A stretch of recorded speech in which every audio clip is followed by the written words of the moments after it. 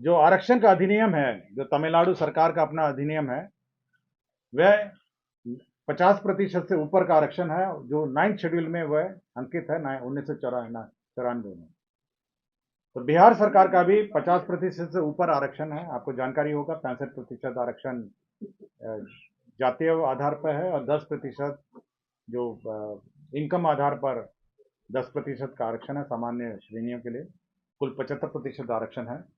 2 लाख रुपए प्रति गरीब परिवार को जो दिया जाना है, उसके लिए जो व्यय होगा, साथ ही साथ जो जीविका के माध्यम से जो सतत जीविका उपार्जन योजना में 1 लाख से बढ़ा के 2 लाख किया जाना है। और साथ ही साथ जो सभी आवासहीन परिवारों को जो भूमिहीन परिवारों को आवास एवं भूमि दिया जाना है, उसमें 2,50,000 करोड़ का व्यय होना है। लोक स्वास्थ्य अभियंत्रण विभाग के अंतर्गत एक एजेंडा था, जिसमें पंप ऑपरेटर एवं इलेक्ट्रीशियन के पूर्व सृजित पदों को अंचल स्तरीय पंप ऑपरेटर इलेक्ट्रीशियन में वर्णित पद सोपान अनुरूप संवर्ग पुनर्गठन का निर्णय लिया। इसमें 1,86,62,60,000 रुपये की स्वीकृति हुई। तो पंप ऑपरेटर में इलेक्ट्रीशियन का पद सृजन हुआ।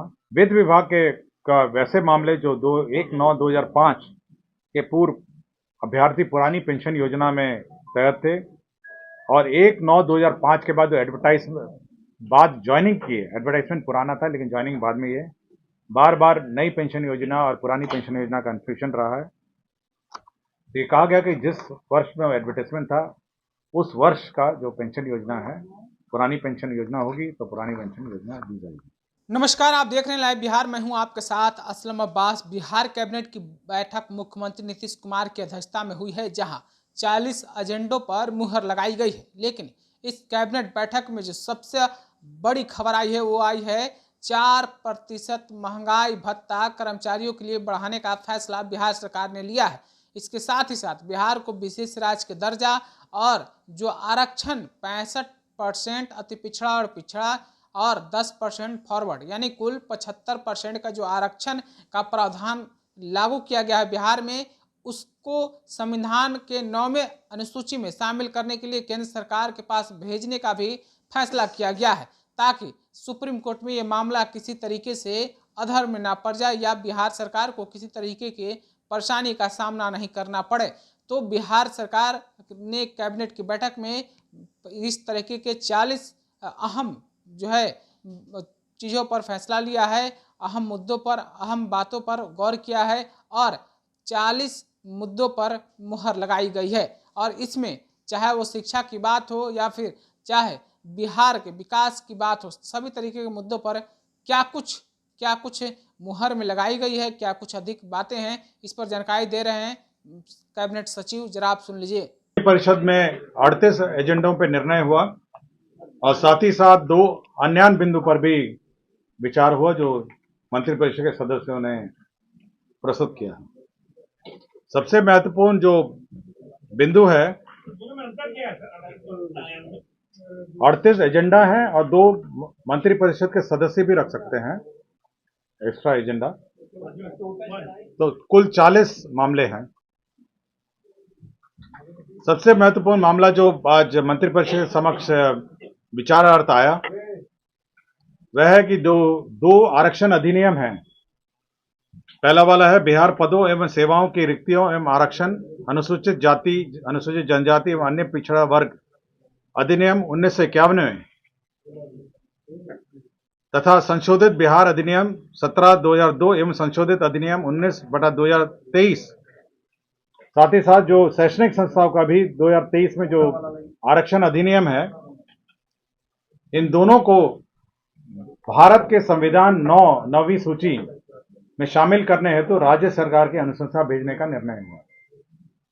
इसका मतलब यह हुआ कि दोनों जो बिल पास हुए, फिर एक्ट नोटिफाई हुआ, कल ही एक्ट नोटिफाई हुए हैं, इन दोनों एक्ट को भारतीय संविधान के 9वीं सूची 9th शेड्यूल में इसको शामिल करने के लिए राज्य सरकार ने यह निर्णय लिया कि भारत सरकार को इसको भेजा जाए।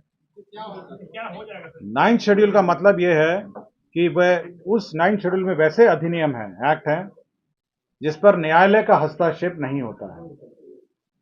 उदाहरण स्वरूप जो आरक्षण का अधिनियम है, जो तमिलनाडु सरकार का अपना अधिनियम है, वह 50% से ऊपर का आरक्षण है जो 9th शेड्यूल में वह अंकित है 1994 में।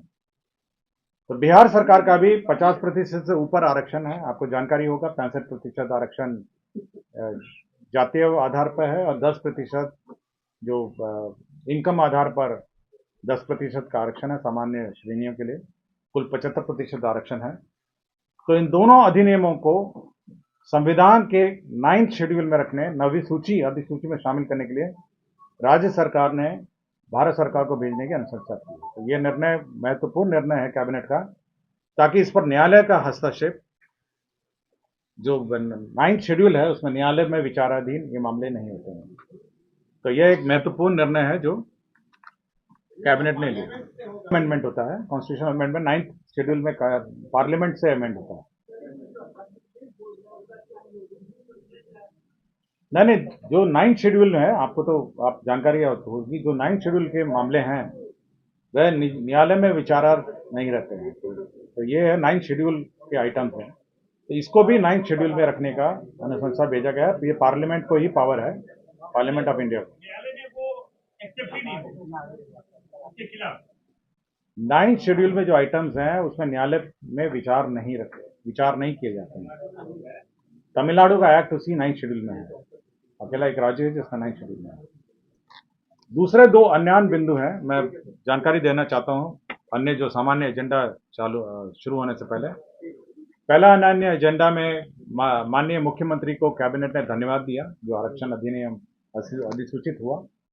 दोनों अधिनियम जो अधिसूचित हुए हैं उसके लिए मंत्रिपरिषद ने उनको धन्यवाद दिया। ये पहला अन्यान बिंदु था।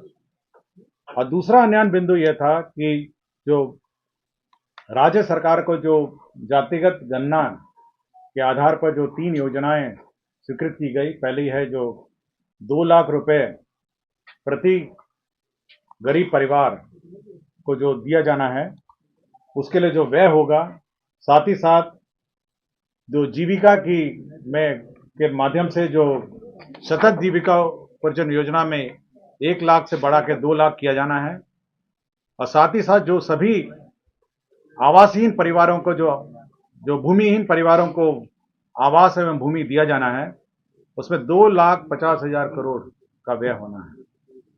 इतनी बड़ी राशि के लिए यह आवश्यक है कि राज्य को विशेष राज्य का दर्जा मिले ताकि जल्दी हो सके। मंत्रिपरिषद में यह भी विचार आया कि इस पर काफी दिन से, जब से 2010 से इस पर बार बार केंद्र सरकार को अनुरोध किया जा रहा है, और अंतिम बार 2017 में इस पर अनुरोध किया गया था। अभी तक केंद्र सरकार ने इस पर कोई निर्णय लिया है, तो मंत्रिपरिषद ने यह निर्णय लिया कि पुनः केंद्र सरकार को विशेष राज्य का दर्जा बिहार को दिया जाने का अनुरोध किया जाए। एजेंडा था जिसमें सॉलिड वेस्ट मैनेजमेंट रूल्स 2016 के अनुपालन के लिए उसका प्रसंस्करण लैंडफिल साइट के लिए भूमि उपलब्ध कराने का निर्णय हुआ, निःशुल्क अंतर्विभागीय हस्तांतरण। लोक स्वास्थ्य अभियंत्रण विभाग के अंतर्गत एक एजेंडा था जिसमें पंप ऑपरेटर एवं इलेक्ट्रीशियन के पूर्व सृजित पदों को अंचल स्तरीय पंप ऑपरेटर इलेक्ट्रीशियन में वर्णित पद सोपान अनुरूप संवर्ग पुनर्गठन का निर्णय लिया। इसमें 1,86,62,000 रुपये की स्वीकृति हुई। तो पंप ऑपरेटर एवं इलेक्ट्रीशियन का पद सृजन हुआ।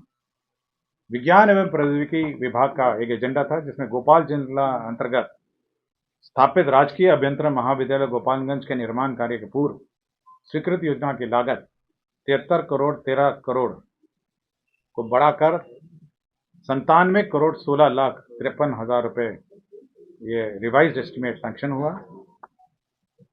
विज्ञान प्रौद्योगिकी तकनीकी विभाग में सभी राजकीय अभियंत्रण महाविद्यालय पॉलिटेक्निक संस्थाओं में एक सोसाइटी बनाने का निर्णय लिया। तो हर कॉलेज का एक अपना सोसाइटी रहेगा, जिसमें एक मैनेजमेंट सोसाइटी है, एक एग्जीक्यूटिव बॉडी होगी, जनरल बॉडी होगी, जो उस अभियंत्रण विद्यालय का मैनेजमेंट देखेगा।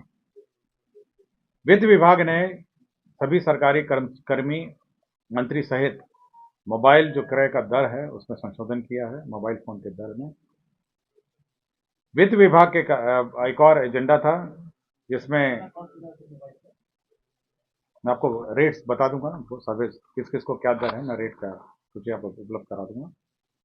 वित्त विभाग का वैसे मामले जो 1/9/2005 के पूर्व अभ्यर्थी पुरानी पेंशन योजना में तहत थे और 1/9/2005 के बाद जो बाद ज्वाइनिंग किए, एडवर्टाइजमेंट पुराना था लेकिन ज्वाइनिंग बाद में, ये बार बार नई पेंशन योजना और पुरानी पेंशन योजना का कन्फ्यूजन रहा है। तो ये कहा गया कि जिस वर्ष में एडवर्टाइजमेंट था उस वर्ष का जो पेंशन योजना है, पुरानी पेंशन योजना होगी तो पुरानी पेंशन योजना दी जाएगी। कौन सा?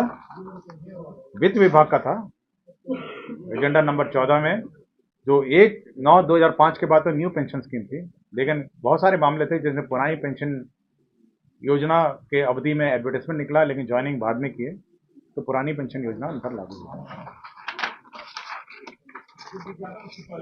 हाँ,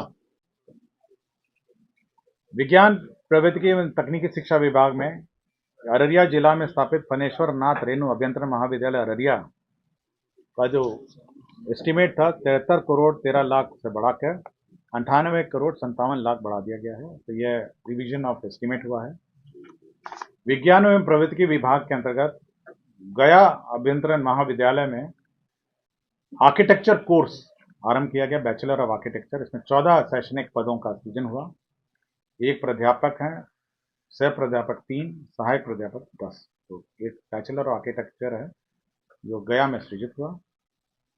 वित्त विभाग का ये सभी कर्मचारियों के लिए सूचना है कि जो डीए दर है 42 से बढ़ाकर 46% कर दिया गया है।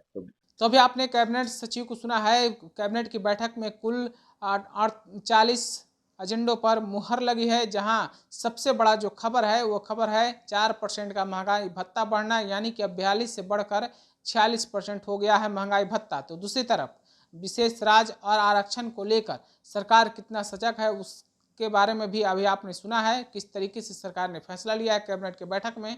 आप अपनी राय क्या रखते हैं इस कैबिनेट की बैठक के बारे में, हमें कमेंट करके जरूर बताइए। तब तक के लिए बने रहिए लाइव बिहार के साथ। आपका धन्यवाद। लाइव बिहार यूट्यूब पर सब्सक्राइब और फेसबुक पर लाइक जरूर करें।